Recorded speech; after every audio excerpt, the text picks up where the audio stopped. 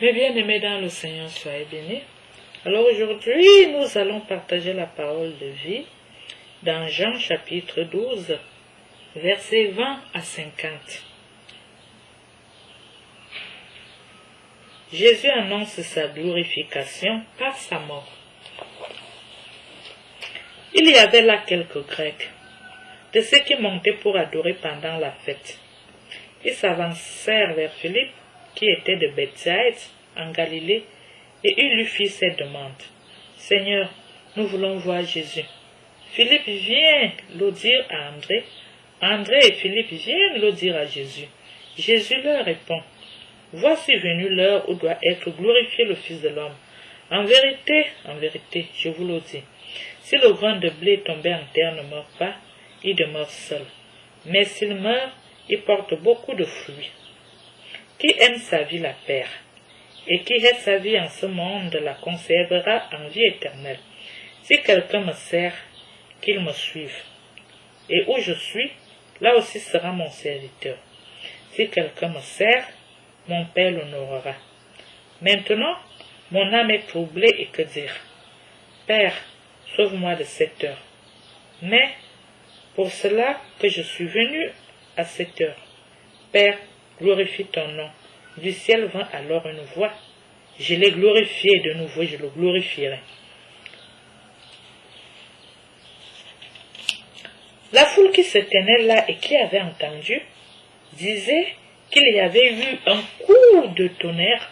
D'autres disaient, un ange lui a parlé. Jésus reprit, ce n'est pas pour moi qu'il y a eu cette voix, mais pour vous. C'est maintenant le jugement de ce monde. Maintenant le prince de ce monde va être jeté bas, et moi, une fois élevé de terre, je les attirerai tous en moi. Il signifiait par là de quelle mort il allait mourir. La foule alors lui répondit, nous avons appris de la loi que le Christ demeure à jamais. Comment peux-tu dire, il faut que soit élevé le Fils de l'homme? Qui est ce Fils de l'homme? Jésus leur dit, pour peu de temps encore la lumière est parmi vous. Marchez tant que vous avez la lumière, de peur que les ténèbres ne vous saisissent. Celui qui marche dans les ténèbres ne sait pas où il va.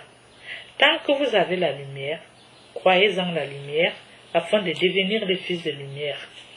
Ainsi parla Jésus, et s'en allant, il se cacha loin d'eux.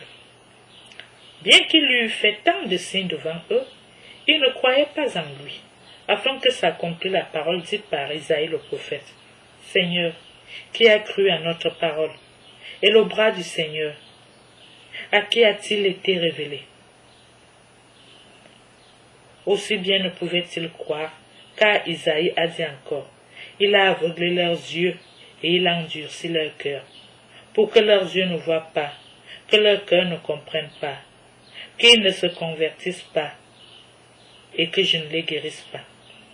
Isaïe a dit cela parce qu'il eut la vision de sa gloire et qu'il parla de lui. Toutefois, il est vrai, même parmi les notables, un bon nombre crurent en lui, mais à cause des pharisiens, il ne se déclarait pas, de peur d'être exclus de la synagogue, car ils aimèrent la gloire des hommes plus que la gloire de Dieu. Jésus s'écria et dit, qui croit en moi, ce n'est pas en moi qu'il croit, mais en celui qui m'a envoyé. Et qui me voit, voit celui qui m'a envoyé. Moi, lumière, je suis venu dans le monde, pour que quiconque croit en moi ne demeure pas dans les ténèbres. Si quelqu'un entend mes paroles et ne les garde pas, je ne le juge pas, car je ne suis pas venu pour juger le monde, mais pour sauver le monde. Qui me rejette et n'accueille pas mes paroles à son juge.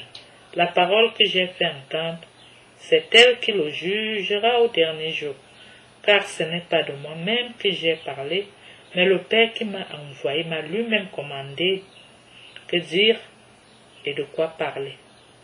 Et je sais que son commandement est vie éternelle. Ainsi donc, ce dont je parle, tel que le Père me l'a dit, j'en parle.